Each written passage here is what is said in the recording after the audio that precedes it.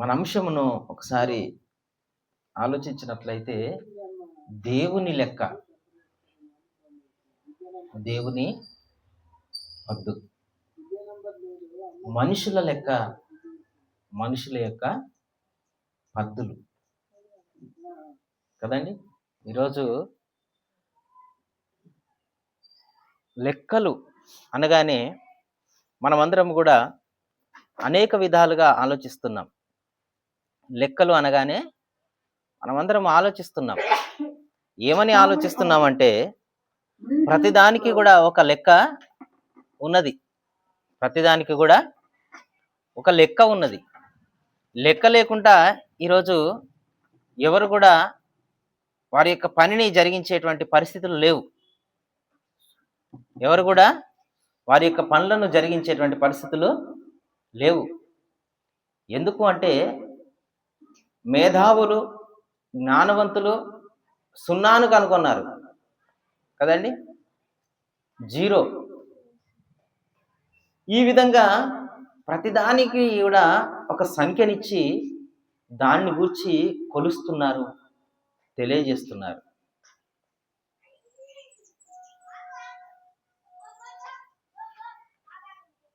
Water ఎంత ఉంది, గాలి ఎంత స్పీడ్గా వీస్తుంది కదండి.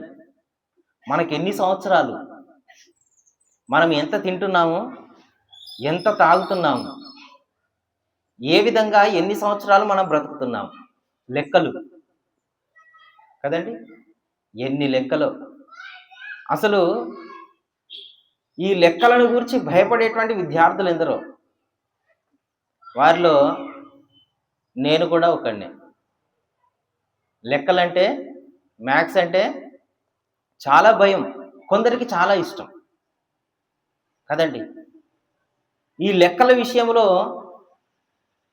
ఆలోచించినట్లయితే లెక్కల విషయంలో కుటుంబంలో ఎన్నో తగాదాలు, మరెన్నో గొడవలు. లెక్క చేయడము ప్రారంభిస్తే ఆ కుటుంబానికి బాధ్యుడైనటువంటి వ్యక్తి చేయడానికి కూర్చుంటే ఆ కుటుంబంలో ఆలజడులు. ఒక సంస్థలో ఒకవేళ లెక్కలు చేయడానికి వస్తే ఎన్నో గొడవలు కదండి. ఈ విధంగా చూసుకుంటూ వెళితే భయంకరమైనటువంటి పరిస్థితిలోనికి ఈరోజు సమాజం వెళ్ళిపోతుంది. మరి ఈరోజు ప్రభు దినము డిసెంబర్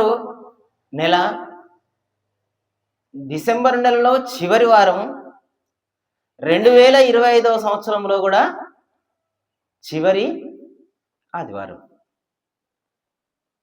మరి ఇప్పుడు మనము అసలు విషయానికి వస్తే మనము ఈ 2025వ సంవత్సరంలో ఎన్నిసార్లు దేవుణ్ణి ఆరాధించడానికి మనం సిద్ధపడ్డాం. సంవత్సరంలో ఎన్ని ఆదివారాలు, ఆ ఆదివారాలలో దేవదేవుణ్ణి సన్నిధికి వచ్చి ఆయనను ఎన్నిసార్లు ఘనపరిచాం ఏమండి. అది పక్కకు పెడితే అండి, అసలు దేవుడు నన్ను ఆశీర్వదించినటువంటి విషయం ఎక్కడ ఉన్నదండి అని లెక్కలు వేయడం ప్రారంభించాం. దేవునికే కౌంటర్ ఇస్తున్నాం ఈరోజు. ఒక రచయిత దేవుణ్ణి బోన్లో నిలబెట్టాలండి అన్నాడు. ఎవరినట? ఎందుకంటే ఆయన లెక్క సరిగా లేదు. గుడ్డి వారిని ఎందరినో పుట్టించాడు, కుంటి వాళ్ళని ఎందరినో పుట్టించాడు. కొందరిని ధనవంతులను చేశాడు, కొంతమందిని కడు బీద వాళ్ళని చేశాడు. అందరి విషయంలో సమానమైనటువంటి ఆలోచన ఆయనకు లేదు.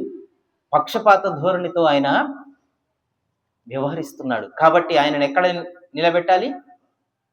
కోర్టు బోన్లో నిలబెట్టాలి అన్నాడు. లెక్కగట్టాడు. అంటే మనిషి ఎక్కడికి వెళ్ళిపోయాడండి? ఎంత ఎదిగిపోయాడంటారా, ఎంతగా దిగజారిపోయాడంటారా? ఈరోజు ఇంతకీ మన లెక్కలు ఏ విధంగా ఉన్నాయి? మన విధానాలు ఏ విధంగా ఉన్నాయి?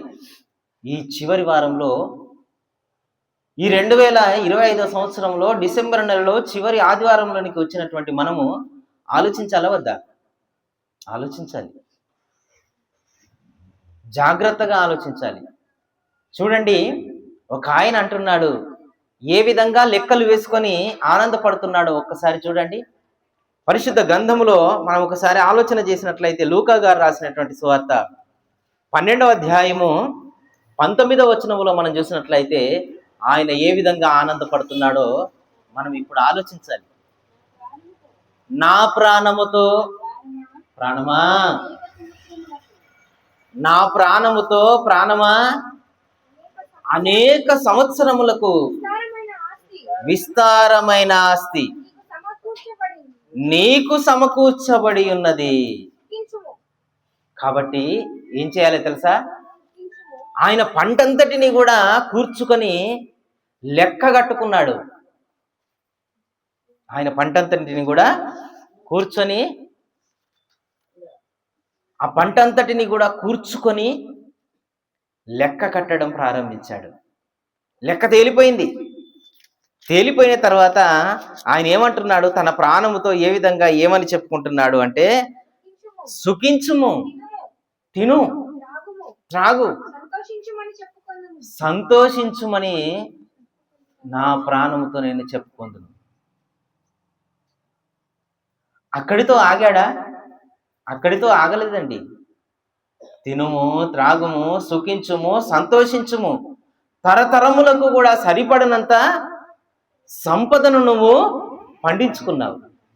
అంటే తరతరాలకు కూడా సరిపడేంత లెక్క ఆయన చేసిన తర్వాత తన ప్రాణముతో చెప్పుకుంటూ సంతోషిస్తూ ఆనందపడుతున్నాడు. ఇక ఎంత పెద్ద లెక్క అండి! ఈరోజు మనం ఏమని సంతోషపడుతున్నాం? ఇంటికి సరుకంతా తెచ్చుకొని, పేమెంట్ వచ్చిన తర్వాత, జీతం వచ్చిన తర్వాత రేషన్ షాప్కు వెళ్ళి ఇంట్లోకి ఆ రేషన్ అంతా కూడా తెచ్చిన తర్వాత ఇక నేను ఎటైనా తిరగచ్చు, ఎప్పుడైనా రావచ్చు, ఎప్పుడైనా వెళ్ళొచ్చు, నా పిల్లలు, నా భార్య చక్కగా తింటారు, లోటు లేదు అని మనకు మనం కూడా చెప్పుకోవడం అలవాటైంది. కానీ ఈయన ఆలోచిస్తున్నటువంటి తీరును ఒకసారి మనం చూసినట్లయితే ఎంత విడ్డూరంగా ఉన్నదండి! ఎంత పెద్ద లెక్క! ఏ విధంగా ఆలోచిస్తున్నాడు, ఏ విధంగా లెక్క కట్టాడు? నా ప్రాణమా, నీ జీవిత కాలం అంతా తిను, త్రాగు, సంతోషించు, సుఖపడు. అంత మాత్రమే కాదు, తరతరాలకు కూడా సరిపడనంత లెక్క నేను చేసి పెట్టాను. ఏమండి, ఎంత బాగుంది కదా! ఎంత అద్భుతమైనటువంటి లెక్క కదా! దేవుడు ఊరుకుంటాడా? మరొక ఆయన కూడా లెక్క కడుతున్నాడు. చూడండి ఏ విధంగా లెక్క కడుతున్నాడో, ఏ విధంగా ఆలోచిస్తున్నాడో, తన బలమును గూర్చి ఏ విధంగా చూడాలనుకున్నాడో, ఏ విధంగా ఆలోచిస్తున్నాడో, ఏ విధంగా ఆర్డర్ జారీ చేస్తున్నాడో. 2వ సమూయేలు గ్రంథము చివరి అధ్యాయం అనుకుంటా, చూడండి. 2వ సమూయేలు గ్రంథము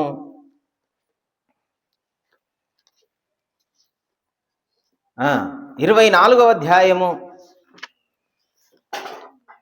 2వ వచనము నుంచి ఒక్కసారి మనము, అందుకు రాజు తన యొద్దనున్న సైన్యాధిపతి అయిన యోవాబును పిలిచి, జనసంఖ్య ఎంతైనది నాకు తెలియాలి. యోవాబు, నువ్వు లెక్క పెట్టు. కత్తి తిప్పగలిగినటువంటి వారెవరు, ఎంతమంది? డాలును సరిగా ఉపయోగించగలిగినటువంటి వారు ఎంతమంది? అసలు నా ప్రజలు ఎంతమంది? సైనికులందరూ కూడా ఎంతమంది ఉన్నారు? నాకు ఆ లెక్క కావాలి అని యోవాబుతో, సైన్యాధిపతితో మహారాజు అయినటువంటి దావీదు చెప్పాడు. చెప్పినప్పుడు యోవాబు సైన్యాధిపతి ఏమనాలి? అయ్యా చిత్తమండి అనాలి. కానీ యోవాబు ఆ విధంగా అనట్లేదు. చూడండి ఏమంటున్నాడు. యోవాబు అంటున్నాడు, జనుల సంఖ్య ఎంతయున్నను నా ఏలిన వాడవును రాజువునగు నీవు బ్రతికి ఉండగానే దేవుడైన యెహోవా దానిని నూరంతలు ఎక్కువగా చేయునుగాక. అయ్యా, ఎంత ఉంటే ఎందుకు?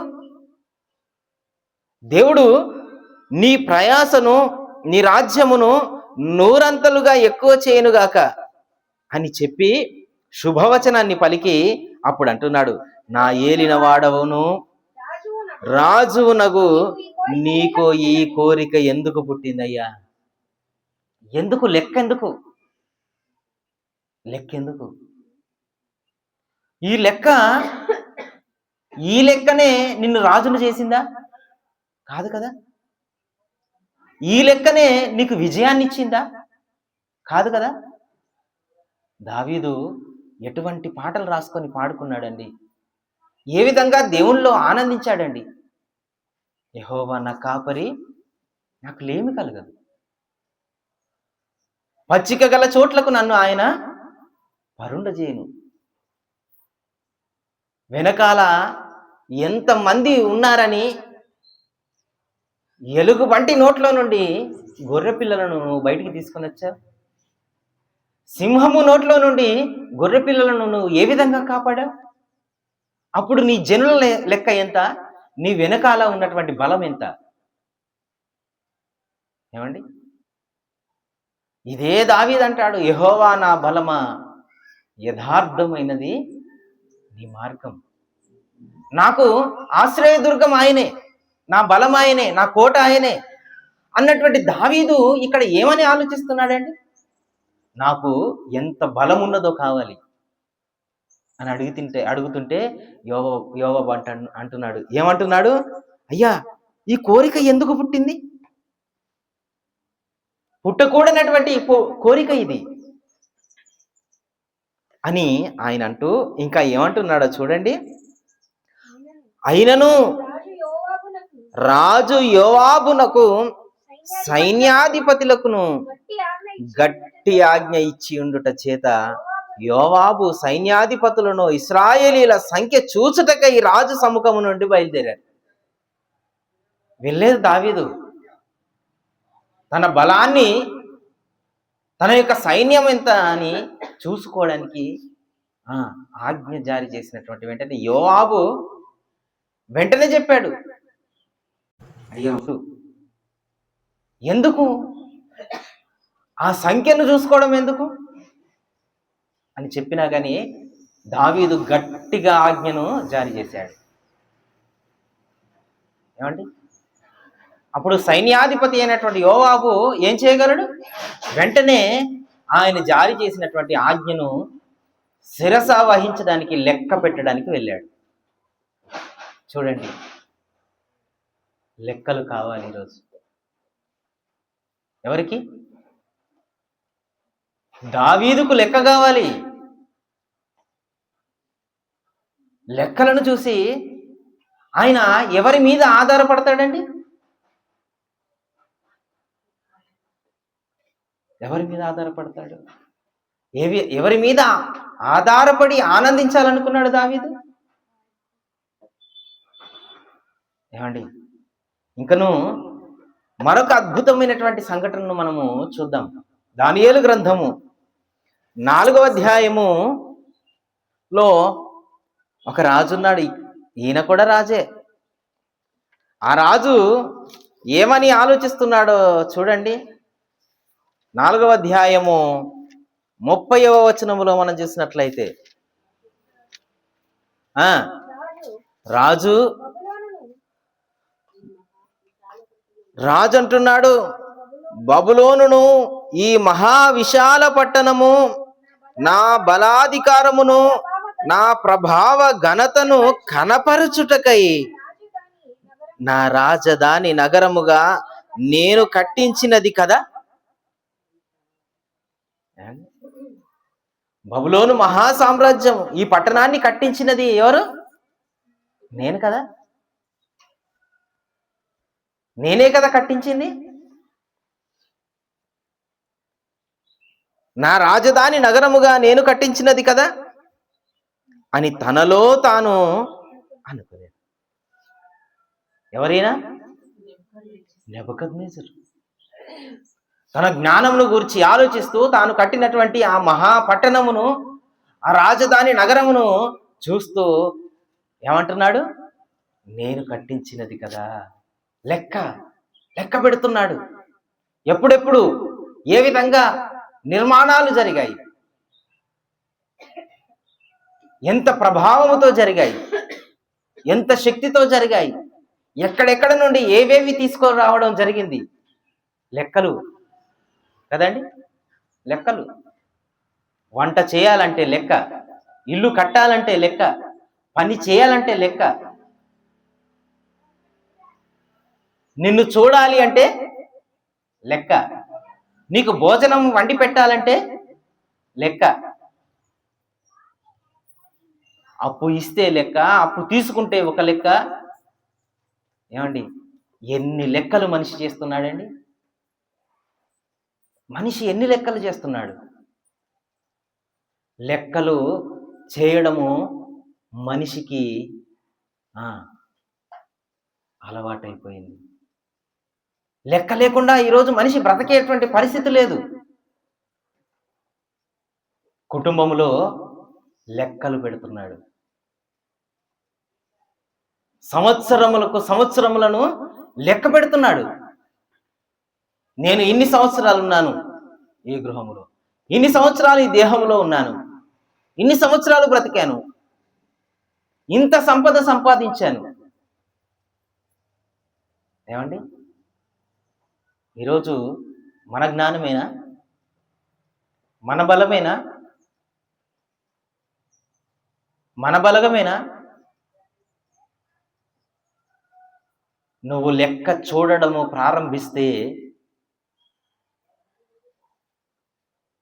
దేవుడు శిక్ష వేయడం కూడా ప్రారంభిస్తాడు. నువ్వు లెక్క పెడితే దేవుడు కూడా ఏం పెడతాడు? లెక్క పెట్టడం ప్రారంభిస్తాడు. తెలుసా? లూకా గారు రాసినటువంటి సువార్త 12వ అధ్యాయం 19వ వచనములో, నా ప్రాణమా తినుము త్రాగుము సంతోషించుము సుఖపడు. లెక్క పెట్టుకున్నాడు, తన ప్రాణముతో చెప్పుకున్నాడు. తరతరములకు కూడా సరిపడినంత సంపదను నువ్వు కూర్చుకున్నావు అని తన ప్రాణముతో తాను చెప్పుకుంటున్నటువంటి సమయంలో అప్పుడు దేవుడు మాట్లాడాడు. వాడు లెక్క పెట్టుకున్నాడు, దేవుడు ఇక లెక్క పెట్టడం ప్రారంభించాడు. దేవుడు కూడా లెక్క పెడతాడు. ఏమన్నాడు వెంటనే దేవుడు? వెర్రివాడా, పిచ్చోడా, ఎందుకురా లెక్క పెడుతున్నావు? ఎందుకు లెక్క పెడుతున్నావు? సంపాదించినటువంటి సంపద అంతటిని కూడా నువ్వు తినగలవా? ఎంతకాలం తినగలవు?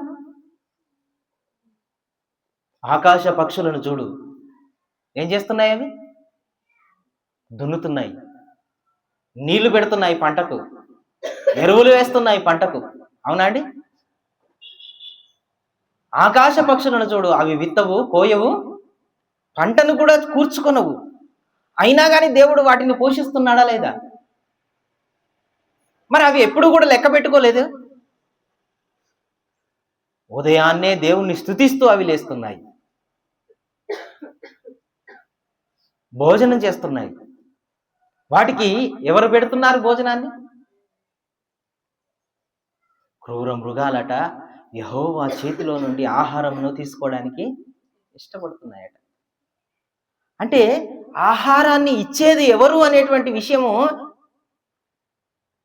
వాటికి ఎవరు చెప్పారండి?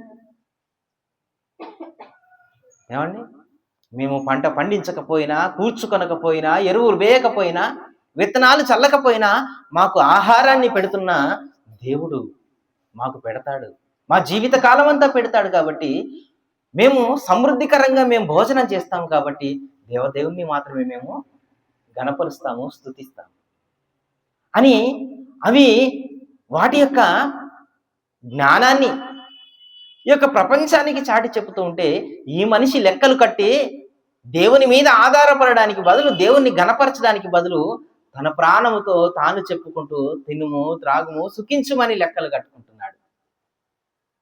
అప్పుడు దేవుడు అంటున్నాడు, వెర్రివాడా, ఈ రాత్రి నీ ప్రాణమును అడుగుతున్నారు. అంటే నువ్వు సంపాదించిన సంపదంతా కూడా ఏమైపోతుంది? నువ్వు కట్టిన ఇల్లు, నీ బంగళాలు, నీ ఇండ్లు, నీ వాహనాలు ఏమండి ఎక్కడ? కట్టిన ఇల్లు ధనధాన్యములు కనబడు బంధు మిత్రులును గూడు విడచి నీవు పోయినచో వెంట నీతో రారెవరు? వస్తారా? ఎవరు రారు. అంటే నీ ఆనందం ఎక్కడ? నీ లెక్కలు ఎక్కడ? ఈరోజు మన లెక్కలు ఎక్కడ? మన లెక్కలు ఎక్కడున్నాయి? ఎవరిని లెక్క పెడుతున్నాయి? ఏం లెక్క పెడుతున్నాయి? జాగ్రత్త. నువ్వు గనక లెక్క పెట్టినట్లయితే, మనము లెక్క పెట్టినట్లయితే దేవుడు కూడా లెక్క పెట్టేటువంటి ఒక కాలం ఉన్నది. మనము ఆయన లెక్కలకు సమానము కావాలని దేవుడు చూస్తున్నాడు. సమానము కాకపోయినట్లయితే దేవుడు శిక్షించడానికి కూడా రెడీగా ఉంటున్నాడు అనేటువంటి సత్యమును మనము తెలుసుకోవాలి. దావీదు కూడా లెక్క పెట్టుకున్నాడు, లెక్క పెట్టమన్నాడు. సైన్యాధిపతికి ఆజ్ఞ జారీ చేశాడు. వెంటనే ఏమైంది? తెగులు ప్రారంభమైంది.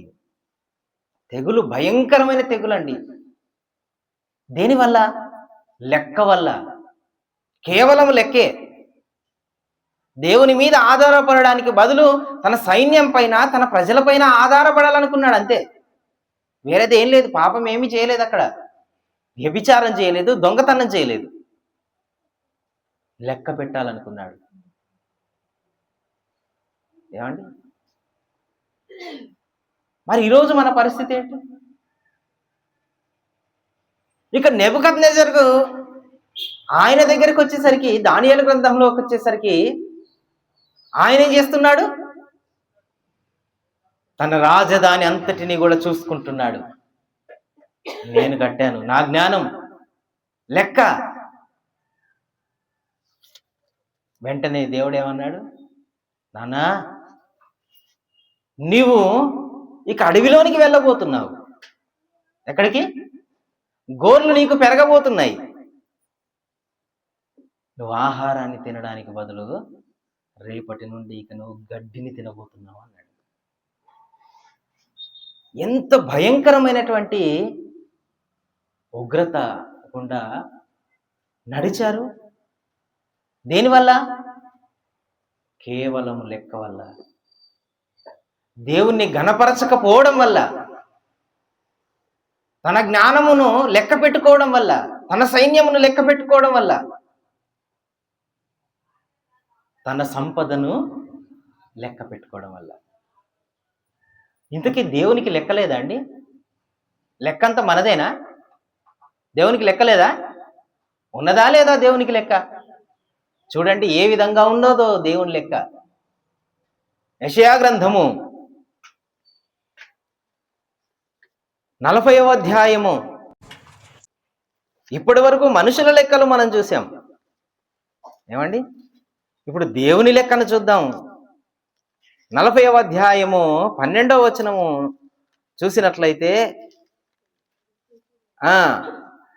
తన కుడిసిటిలో జలమును కొలిచిన వాడెవడు? ఏమండి? ఇంకా ఏమంటున్నాడు చూడండి. జేనతో ఆకాశములను కొలచూచిన వాడెవడు? దేనితో అన్నాడా? జేన, బెత్త, మూర. ఏమండి? ఆయన జేనతో దేన్ని కొలిచాడట? పెద్దవాళ్ళు అంటారు, 16 మూరల చీర కావాలండి నాకు అంటారు కదండి. ఒక 2 మూరలు కనుక తక్కువ వస్తే ఇది నాకు రాదండి అంటారు. అవునా? మనము కప్పుకునేటువంటి చెద్దరు బెడ్షీట్ ఎంత ఉండాలండి? 3/6, 7, 4x6, 6/6 కదండి. అంటే మన చెద్దర్లు మన జానలతో కొలుస్తున్నాం, మన ఫీట్లతో కొలుస్తున్నాం. అవి కొలవడానికే మనకెక్కడికి వస్తుంది? తల ప్రాణం ఎక్కడికి వస్తుంది? మోకాళ్ళలోకి వస్తుంది. మరి దేవుని యొక్క లెక్క తెలుసా మనకు? మన వెంట్రుకలు కూడా లెక్కించబడ్డాయి. అవునా? ఆకాశపు నక్షత్రాలు లెక్క. అబ్రహమా బయటికి రా, నువ్వు ఆకాశపు నక్షత్రములను లెక్కించగలవా? అయ్యా నా వల్ల కాదు. కానీ వాటికి కూడా ఒక లెక్క ఉన్నది, లెక్క ఉన్నది. వాటన్నింటికి కూడా పేర్లున్నాయి. ఇప్పుడు ఈ మనిషికి లెక్కలున్నాయి. 1 అంటాడు, 50 అంటాడు, 100 అంటాడు, 1000 అంటాడు, 1,00,000 అంటాడు, 1,00,00,000 అంటాడు, ఏమండి బిలియన్ అంటాడు, ట్రిలియన్ అంటాడు. ఇంకా ఆ పైన ఇంకా లేదు. నాన్న, నీకు ఇంత టెక్నాలజీని నువ్వు సంపాదించావు కదా, ఆకాశపు యొక్క చివర తెలుసా నీకు అని శాస్త్రవేత్తలను అడిగితే వారు ఏమంటున్నారో తెలుసా? ఇంకా మేము ఆకాశం యొక్క చివరను మేము కనుగొనలేకపోయాము అంటున్నారు. ఆ ఆకాశపు లెక్కను ఎవరు పెట్టారట? దేవుడు లెక్క పెట్టాడు. ఆ ఆకాశమును దేనితో కొలిచాడో తెలుసా? తన జీనతో కొలిచాడట. భక్తుడు ఎంత అద్భుతంగా పాడాడో తెలుసా ఆ విషయాన్ని? ఆకాశ గగనాలను నీ జీనతో కొలిచితివే, శూన్యములో ఈ భూమిని, శూన్యములో ఈ భూమిని వ్రేలాడదీసిన నా యేసయ్యా, నీకే వందనం, నీకే వందనం. ఆకాశ గగనాలను కొలిచినటువంటి దేవుడు, ఆకాశాన్ని కొలిచిన దేవుడు, జలరాశులను కొలిచినటువంటి దేవుడు. ఏమండి, ఈ భూమిని కూడా దేవుడు తూచాడట. తూచగలవా? ఇప్పుడు ఇల్లు కట్టుకోవాలంటే ఇసుక కొనాలి. ఒక ట్రాక్టరా, ఒక ఎడ్ల బండా కదండి. అదే గోదావరి ఇసుక అయితే యూనిట్స్. గోదావరి ఇసుక కొనాలంటే యూనిట్స్ 20,000, 35,000, 40,000. ఇవి కొలవడానికే మనిషి యొక్క జ్ఞానం సరిపోవట్లేదండి. కానీ దేవుడు కొలత లేకుండా ఏది కూడా తయారు చేయలేదు. అదే విషయం చెబుతున్నాడు యెషయా గ్రంథకర్త. తన పుడిసిటిలో జలములు కొలిచిన వాడెవడు, జేనతో ఆకాశముల కొల చూచిన వాడెవడు, భూమిలోని మన్ను కొలపాత్రలో ఉంచిన వాడెవడు, త్రాసులో పర్వతములను తూచిన వాడెవడు, తూనిక చేత కొండలను తూచిన వాడెవడు. ఇవి కొలవగలడా అండి మనిషి? పర్వతములను కొలవగలడా? ఏమండి, భూమిని తూచగలడా? ఎంత వర్షం కురిసింది అంటే చెబుతున్నాడు. ప్రాజెక్టు కట్టి ఎన్ని లక్షల కోట్ల గ్యాలన్ల వాటర్ ఉన్నాయని చెబుతున్నాడు. మరి సముద్రంలో ఉన్నటువంటి నీరు ఎంత అని చెప్పగలడా? సముద్రంలో ఉన్నటువంటి నీటిని కొలవగలడా మనిషి? లెక్కలు కట్టడం ప్రారంభిస్తున్నటువంటి మనిషి ముందు దేవుడు పెట్టిన సవాలు, దేవుడు పెట్టిన సవాళ్ళు ఇవి. బట్టలో నీవు నీళ్లను మూట కట్టగలవా? యోబును అడుగుతుంటాడు దేవుడు, 1000 ప్రశ్నలలో ఒక్కదానికి కూడా నువ్వు సమాధానం చెప్పగలవా మనిషి యోబు అన్నాడు. లెక్క పెడుతున్నావు కదా, నువ్వు లెక్కలు కడుతున్నావు కదా, సుఖపడాలనుకుంటున్నావు, సంతోషపడాలనుకుంటున్నావు, రాజధానులను కడుతున్నావు, ఇల్లు కట్టుకుంటున్నావు, లెక్కలు కడుతున్నావు, నీ సైన్యాన్ని లెక్క పెట్టాలనుకున్నావు. ఏం చేయగలవు నువ్వు? నీ లెక్కలు ఎంతవరకు? ఇదిగో నా లెక్కలు ఇవి. ఆకాశాన్ని కొలిచాను, భూమిని తూచాను. నీకు తెలుసా భూమిని ఎక్కడ వేలాడదీశానో? శూన్యములో వేలాడదీశాను. శూన్యంలో నువ్వు ఏదైనా ఆపగలవా? నీ లెక్క ఎంత? ఏమండి, దేవుని ముందే ఈరోజు లెక్క పెడుతున్నాడు ఈరోజు మనిషి. దేవా, నీకు ఎంత కానుకిచ్చానో తెలుసా? ఎన్ని వేలు ఇచ్చానో తెలుసా? నీకు ఎన్నిసార్లు నేను ఉపవాసం ఉన్నానో తెలుసా? ఎన్నిసార్లు ప్రార్థన కూడికెళ్ళకు వచ్చానో తెలుసా?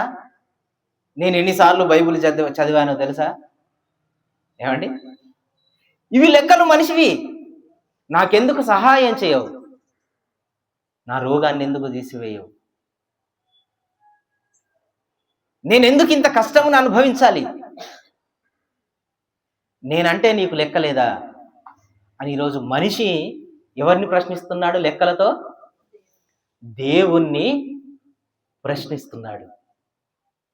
మనిషి దేవుణ్ణి లెక్కలతో ప్రశ్నిస్తున్నాడు. దావీదు తన సైన్యాన్ని లెక్క పెట్టాలనుకున్నాడు కదా. లెక్క పెట్టుకున్న తర్వాత, శిక్ష అమలైన తర్వాత ఆ పాఠాన్ని తెలుసుకొని దావీదు ఏ స్థాయిలోనికి వచ్చాడో తెలుసా అండి? ఇప్పుడు చూద్దాం. కీర్తనల గ్రంథము 56వ అధ్యాయము 8వ వచనములో మనం చూసినట్లయితే, ఇక దావీదుకు అర్థమైపోయింది, అయ్యా దేవా, నా సంచారములు నీవు లెక్కించి ఉన్నావు. ఏమంటున్నాడు దావీదు? అయ్యా, నా సంచారములను నీవు లెక్కించి ఉన్నావు. అంత మాత్రమే కాదు, నా కన్నీళ్లను నీ బుడ్డిలో నువ్వు దాచుకున్నావు. ఎంత గొప్ప దేవుడండి, ఎంత అద్భుతమైన దేవుడండి. మన సంచారములను ఆయన లెక్క పెడుతున్నాడట. అంటే ఈరోజు టెక్నాలజీ పెరిగింది కదా. టెక్నాలజీ పెరిగిన తర్వాత ఈ యొక్క ఆండ్రాయిడ్ ఫోన్లో తాను ఎంత దూరం నడుస్తున్నాడో, ఎన్ని స్టెప్పులు వేస్తున్నాడో, ఎన్ని అడుగులు వేస్తున్నాడో లెక్క పెట్టుకుంటున్నాడు ఈరోజు. అమ్మా, ఇన్ని అడుగులు నేను నడిచాను, ఇన్ని కిలోమీటర్లు నడిచాను, నా కొవ్వు ఇంత కరిగింది. ఎంత కొవ్వు కరిగిందో కూడా ఆండ్రాయిడ్ ఫోన్లో చెబుతున్నాడు. అంటే చూడండి, తన అడుగులు తనకే తెలియదు ఈరోజు. కానీ ఆ అడుగులను కూడా ఎవరు లెక్క పెడుతున్నారట? దేవుడు. నువ్వు వేసేటువంటి ప్రతి అడుగు కూడా లెక్క పెడుతున్నాడు దేవుడు. నీకు తెలుసా? నీకు ఎన్ని ఎముకలు ఉన్నాయో వరుస క్రమములో అమర్చిన దేవుడు. నీ దంతాలను లెక్క పెట్టిన దేవుడు, నీ వెంట్రుకలను లెక్క పెట్టిన దేవుడు. లెక్క. జలములను కొలిచిన దేవుడు, పర్వతములను తూచిన దేవుడు, భూమిని తూచిన దేవుడు, ఆకాశమును, ఆకాశ గగనాన్ని కొలిచిన దేవుడు. మరి నువ్వంటే ఎంత ఇష్టమో నీ అడుగులు లెక్క పెడుతున్నాడంటే, నీ కన్నీళ్లను తన కవిలలో, తన బుడ్డిలో దాచుకొని లెక్క పెడుతున్నాడంటే, ఆ దేవుణ్ణి నువ్వు లెక్క అడుగుతున్నావంటే ఒక్కసారి ఆలోచించాలి. ఇంకా ఏమంటున్నాడో చూడండి దావీదు.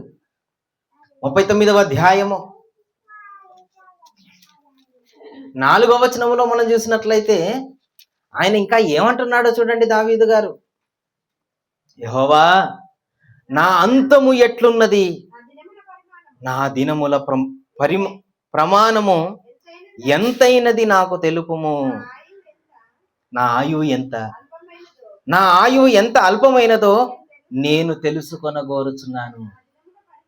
నా దినముల పరిమాణము నీవు బెత్తడంత చేసి ఉన్నావు చాలమ్మా.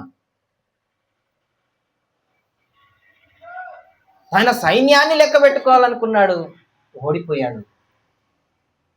ఇక దేవుణ్ణి ప్రార్థిస్తున్నాడు ఏమని? అయ్యా, నా అంతం ఎట్లున్నది, నా అంతం ఎట్లున్నది, నా అంతం ఏ విధంగా ఉండబోతున్నది, నా పరిమాణం ఎంత, నా దినముల పరిమాణం ఎంత, ఎవరికి తెలుసండి? మనిషి తయారు చేస్తున్నటువంటి ప్రోడక్ట్ మీద డేట్ వేస్తున్నాడు, కానీ మనిషి మీద డేట్ వేసినటువంటి వాడేవాడు ఎప్పుడు మరణిస్తాడు ఎవరికి తెలుసండి? ఎవరైనా చెప్పగలరా? ఎక్స్పైర్ డేట్ ఎక్కడ? మన లెక్క ఎంత, మన ఆయుష్ ఎంత, మనం ఇప్పటి వరకు ఎన్ని అడుగులు వేసాము, లెక్కేది? ఈ లెక్క అంతా ఎవరికి తెలుసు? ఏమండి, ఇంకా దావీదేమంటున్నాడు చూడండి, 90వ అధ్యాయము మోషే గారు రాసుకున్నారు.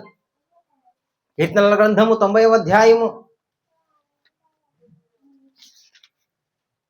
12వ వచనము, మాకు జ్ఞాన హృదయము కలుగునట్లుగా చేయుము, మా దినములు లెక్కించుటకు మాకు నేర్పుము. అయ్యా, మా దినములు మేము లెక్కించడానికి మాకు నేర్పు.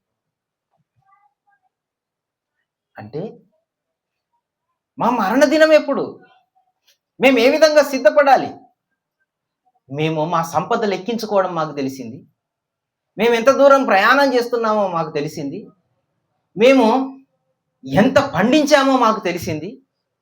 ఇవే, కానీ మా దినములు లెక్క మాకు తెలియదు.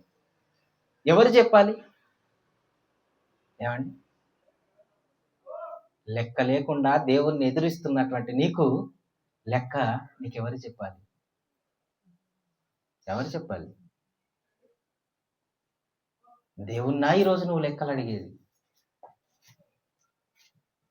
సకల లోకాలను కూడా కలగజేసినటువంటి ఆ దేవదేవున్నా నువ్వు ఈరోజు లెక్కలు అడిగేది?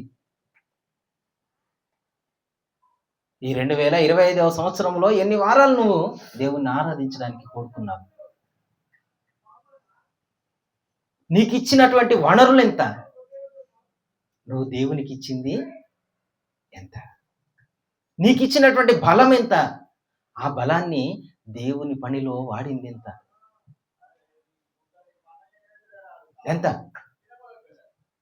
నీ బలం ఎంత, నీ ఆయుష్కాలం ఎంత, నువ్వు ఎన్ని గంటలు నిద్రపోయావు, ఎన్ని గంటలు నీ కుటుంబం కొరకు ప్రయాసపడ్డావు, ఎన్ని గంటలు నీవు పని చేశావు, ఎన్ని గంటలు దేవుని కొరకు బ్రతికావు.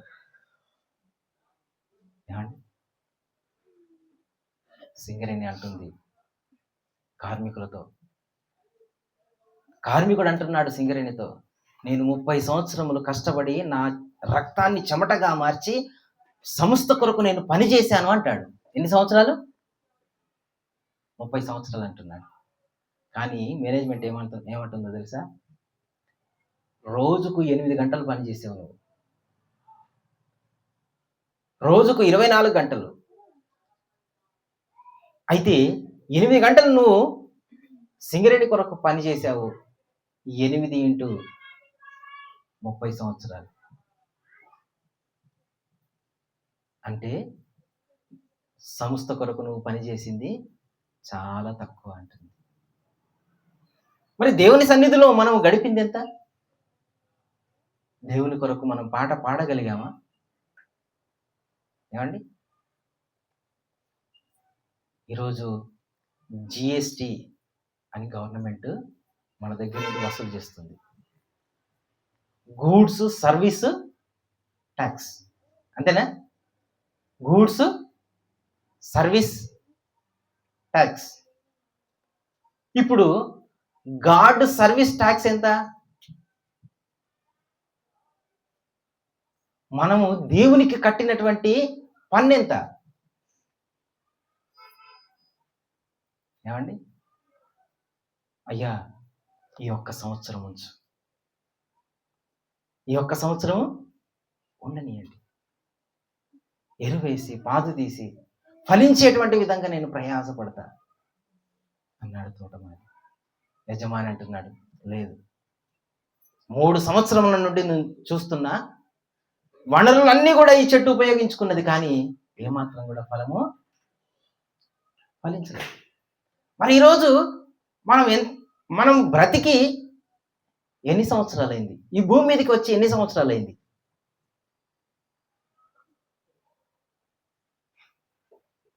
మనం మన కుటుంబం కొరకు ఎంతకాలం పనిచేసాం? మన పిల్లల కొరకు ఎంత కూడబెట్టామో, ఎంత పని చేసాం? మన పార్ట్నర్, మన భార్య కొరకు, మన భర్త కొరకు ఎంతకాలం ఆలోచించాం? మన స్నేహితుల కొరకు ఎంత టైంను కేటాయించాం? ఏమండి? మన సరదాల కొరకు ఎంతగా ఆలోచించి ఎంతగా పని చేశాం? వీటన్నిటికీ కూడా లెక్క ఉందా? లెక్క ఉన్నది, కానీ ఈరోజు నాకు గుర్తు లేదండి. ఉందా గుర్తు? కానీ దేవునికి మాత్రము ఉన్నది. దేవునికి లెక్క ఉంది. అందుకనే ఆయన అంటున్నాడు చూడండి, హెబ్రీలకు రాసిన పత్రిక తన దాసుడైనటువంటి పౌలు గారి ద్వారా ఏమంటున్నాడో చూద్దాం ఇప్పుడు. హెబ్రీలకు రాసిన పత్రిక 4వ అధ్యాయము 13వ వచనం అండి.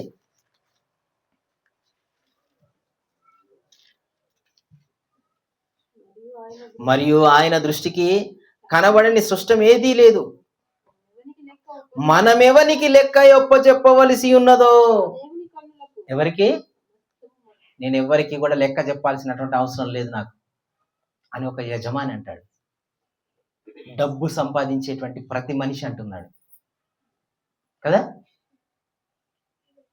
కానీ నువ్వు లెక్క చెప్పాలి. ఎవరికి చెబుతున్నాడు? మనం ఎవరికి లెక్క చెప్పవలసి ఉన్నదో ఆ దేవుని కన్నుల ఎదుట సమస్తమును మరుగుగా లేక తేటగా ఉన్నది.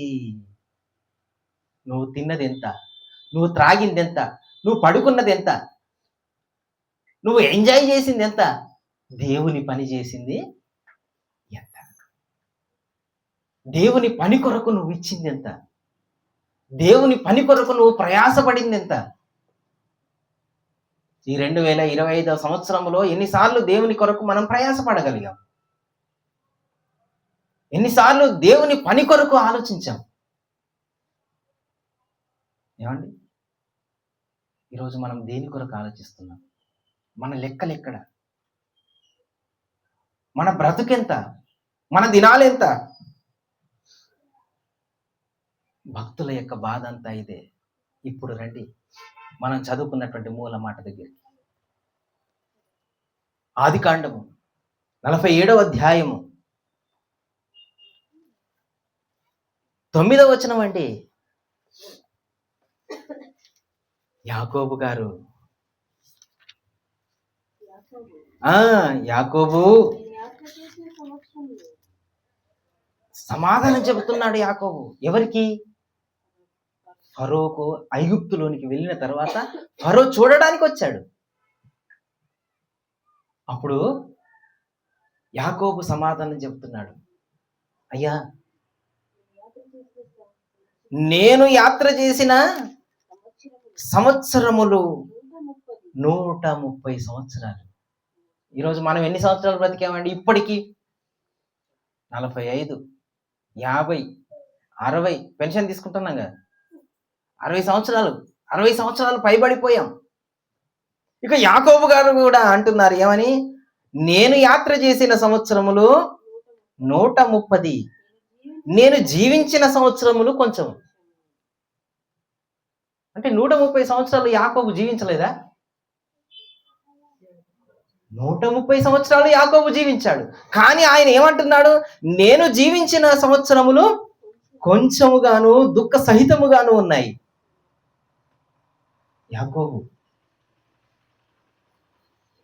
ఇస్సాకు చిన్న కుమారుడు, జ్యేష్ఠత్వాన్ని హక్కును సంపాదించుకున్నటువంటి కుమారుడు,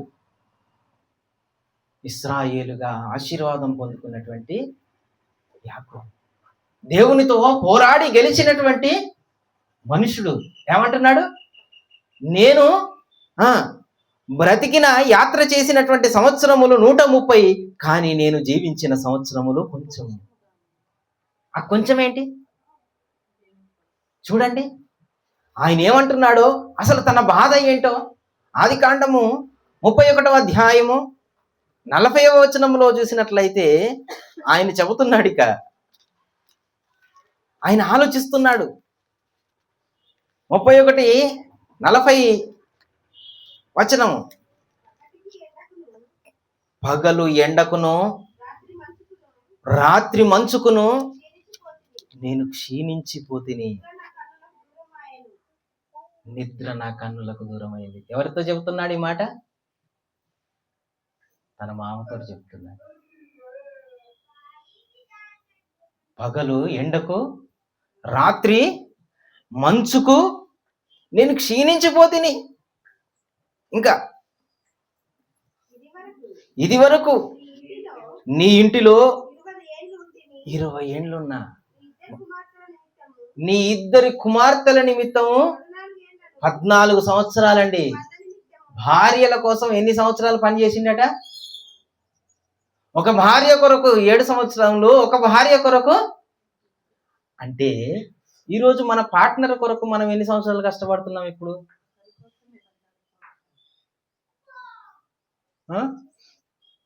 ఈరోజు మన పార్ట్నర్ కొరకు, మన భార్య కొరకు, మన భర్త కొరకు, మన పిల్లల కొరకు.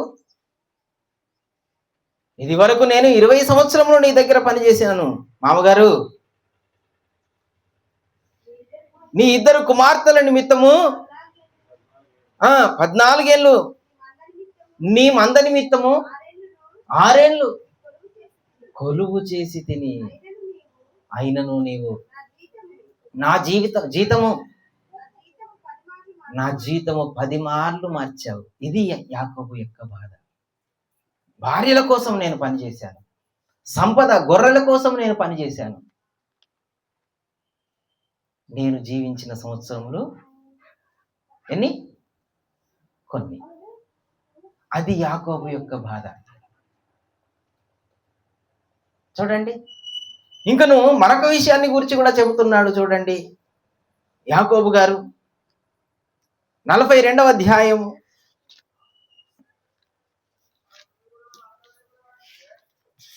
36వ వచనం,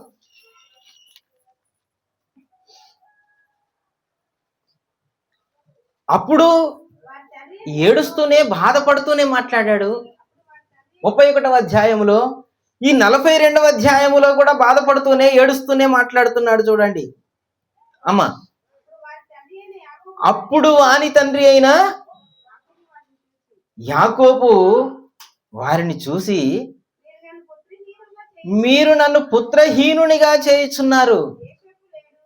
యోసేపు లేడు, షిమ్యోను లేడు, మీరు బెన్యామీనును తీసుకొని వెళ్తారా? అంటే యోసేపు కొరకు నేను ఇప్పటి వరకు కూడా ఏడుస్తూనే ఉన్నాను. ఇన్ని సంవత్సరములు కూడా యోసేపు కొరకు నేను ఏడ్చాను. షిమ్యోనును తీసుకొని వెళ్ళి ఐగుప్తులోనే ఉంచారు. ఇప్పుడు బెన్యామీనును కూడా తీసుకొని వెళ్తానంటున్నారు. అమ్మా, అంటే నా పిల్లల కొరకు నేను ఎన్ని సంవత్సరాలు ఏడ్చాను? నా పిల్లల కొరకు ఎన్ని సంవత్సరాలు పనిచేశాను? సుమారుగా 20 సంవత్సరములు. 20 సంవత్సరములు అక్కడ కొలువు, సంపద కొరకు 10 సంవత్సరములు, యోసేపు కొరకు 20 సంవత్సరములు. ఏమండి, ఎన్ని సంవత్సరములు! ఆ బాధతో ఫరో ముందు అప్పుడు అంటున్నాడు, నాన్న కుమారుడా, నేను యాత్ర చేసిన దినములు, యాత్ర చేసిన కాలము 130 సంవత్సరములు. 130 సంవత్సరములు.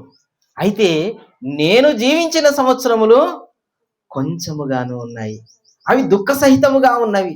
అవి నా పితరుల యాత్ర చేసిన దినములలో వారు జీవించిన సంవత్సరములన్నీ కాలేదు. ఇది యాకోబు యొక్క బాధ. దేవుని కొరకు నేను బ్రతకలేదే, కొంతకాలమే బ్రతికాను, కొన్ని రోజులే, కొన్ని దినములనే నేను బ్రతకగలిగాను. అది యాకోబు యొక్క బాధ. మరి ఈరోజు మన బాధ ఏంటి? మన లెక్క ఎంత? దేవుని దగ్గర మన యొక్క లెక్క ఎంత? మనము బ్రతికినటువంటి, మనం ఉపయోగించుకున్నటువంటి ప్రతి వనరుకు కూడా రేపు ఎక్కడ చెప్పాలి లెక్క? దేవుని దగ్గర లెక్క చెప్పాలి. మన వస్త్రాలకు ఎంత ఖర్చు పెట్టాం, మన ఇంటికి ఎంత ఖర్చు పెట్టాం, మన భోజనానికి ఎంత ఖర్చు పెడుతున్నాం, మన అలవాట్లకు ఎంత ఖర్చు పెడుతున్నాం, ఎంత లెక్క? మరి దేవుని కొరకు ఎంత లెక్క? అంటే ఇప్పుడు మీరు అంటారు కౌంటర్ 10%, అంతేనా? దేవునికి ఇవ్వాల్సింది ఎంత? 10% అండి. కాదు, అది పాత నిబంధన చట్ట ప్రకారం. మరి కొత్త నిబంధన చట్ట ప్రకారం నువ్వు వర్ధిల్లిన కొలది ఎంత వర్ధిల్లుతున్నావు? ఈరోజు కోల్గేట్ కంపెనీ ప్రపంచ దేశాల్లో వర్ధిల్లింది అంటే ఎందుకో తెలుసా? 10% ఇచ్చాడు, లాభం వచ్చింది. 20% ఇచ్చాడు, లాభం వచ్చింది. ఇంకా పెరుగుతూనే ఉన్నది ఆ లాభము, ఆ ప్రాఫిట్. ప్రభువా 50-50 అన్నాడు. 50-50 అన్న తర్వాత కూడా ఇంకా పెరిగింది. ప్రభువా 60% అన్నాడు, 70% అన్నాడు. ఇక ఆఖరికి 90% నీది ప్రభువా, 10% నాది అనేటువంటి స్థాయిలోనికి వెళ్ళాడు. ఈరోజు ప్రపంచ దేశాల ముందు కోల్గేట్ తెలియనటువంటి వాడు లేడు. ఎన్ని తరాలు పండుదవుతుందో ఆ కోల్గేట్ కంపెనీ పేస్ట్తో. అంటే ఈరోజు మనము దేవునికి ఇచ్చిన లెక్క ఎంత? దేవుని కొరకు పనిచేసినటువంటి ప్రయాస లెక్క ఎంత? ఈరోజు దేవుని దగ్గర నుండి పొందుకుంటున్నటువంటి లెక్క ఎంత? రేపు లెక్క చెప్పాల్సిందా సమయం ఎంత? దేవుని ముందు మనం చెప్పే లెక్క ఎంత? అదే హెబ్రీ గ్రంథకర్త అంటున్నాడు, మనము దేవునికి రేపు లెక్క చెప్పవలసిన వారమై ఉన్నాం. కాబట్టి జాగ్రత్త. నువ్వు సంపద లెక్కించుకోవడం కాదు, నీ బలగమును లెక్కించుకోనేటువంటి అవసరము నీది కాదు. ఇంకండి నీ ఇల్లును, నీ రాజనగరిని, ఇల్లే కదా మనకు నగరి, మన ఇంటిని లెక్క పెట్టుకోవడం కాదు, చూసి మురిసిపోవడం కానే కాదు. దేవుని కొరకు పని చేసినటువంటి కాలం ఎంత? దేవుని కొరకు జీవించినటువంటి జీవితము ఎంత? ఈ 2025వ సంవత్సరంలో చివరి ఆదివారంలో దేవుడు మనకు అవకాశం ఇచ్చాడు. దేవుడు ఏమిచ్చాడు? మనకు అవకాశం ఇచ్చాడు. నిన్ను నీవు తీర్పు తీర్చుకునేటువంటి అవకాశం. ఇతరులను తీర్పు తీర్చడం కాదు, ఇతరుల యొక్క తప్పులు పట్టుకోవడం కాదు, నీ తప్పులు నీవు పట్టుకొని ఆ లెక్కకు దేవుని ముందు క్షమాపణ అడిగేటువంటి అవకాశాన్ని దేవుడు ఇచ్చాడు. ఈ అవకాశము, ఈ సమయమును బట్టే మరలా 2026వ సంవత్సరం నీ ముందుకు రాబోతుంది. అప్పుడు నువ్వు ఏ విధంగా లెక్క పెట్టాలనుకుంటున్నావు, దేవునికి ఏ విధంగా దేవుని కొరకు బ్రతకాలనుకుంటున్నావో నీ లెక్కను తీసుకొని రావడానికి సిద్ధంగా ఉండాలి. జాగ్రత్త. ఆ సంపద కూర్చుకున్నటువంటి వాని ముందుకు ఏమొచ్చిందో తెలుసా? నీ ప్రాణమును అడుగుతున్నారు అనేటువంటి సమాధానం ముందుకు వచ్చింది. సంపద లెక్క పెట్టుకున్నాడు, ప్రయోజనమా? దావీదు లెక్క పెట్టుకున్నాడు తన సైన్యాన్ని. ఉగ్రత తన దేశం మీదకి వచ్చింది. 70,000 మంది అప్పటికే చనిపోయారండి. 70,000 మంది ప్రజలు. దేనివల్ల? సైన్యాన్ని లెక్క పెట్టుకోవడం వల్ల. బబులోను రాజు నెబుకద్నెజరు తన నగరిని చూసి, తన ఇంటిని చూసి నీకేం తక్కువ అనుకున్నాడు. తన జ్ఞానాన్ని లెక్క పెట్టుకున్నాడు, మురిసిపోయాడు. ఎక్కడికి వెళ్ళాడు? భోజనం తినడానికి బదులు గడ్డి తినడానికి బయలుదేరాడు. అంటే నువ్వు లెక్క పెట్టుకుంటే నీకు దేవుడు ఏం చూపిస్తాడు? ఏం తినిపిస్తాడో తెలుసా? గడ్డి తినిపిస్తాడు. గడ్డి తినడానికి రెడీగా ఉండాలి. కాబట్టి ఒక దావీదు వలె, అయ్యా నా దినముల పరిమాణం ఎంతైనదో నాకు తెలిసి, నా జీవిత కాలం అంతయు నీ మందిరములో నివసింపగోరుచున్నాను అనేటువంటి కోరికను దేవుని పాదముల ఎదుట మనం పెట్టాలి. ఇప్పుడు మన బాధ అంతా ఏ బాధ కావాలి? యాకోబు బాధగా మారిపోవాలి. అయ్యా నేను జీవించిన సంవత్సరములు 130, కానీ నీ కొరకు బ్రతికినటువంటి కాలము కొంచెం తక్కువగా ఉన్నది. నిర్ణయించుకుందాం, క్షమాపణ అడుగుదాం, దేవుని బ్రతిమిలాడదాం.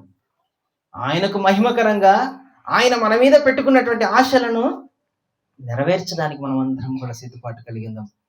అటువంటి మహాకృపను దేవుడు మనందరికీ కూడా అనుగ్రహించునుగాక. ఆమేన్.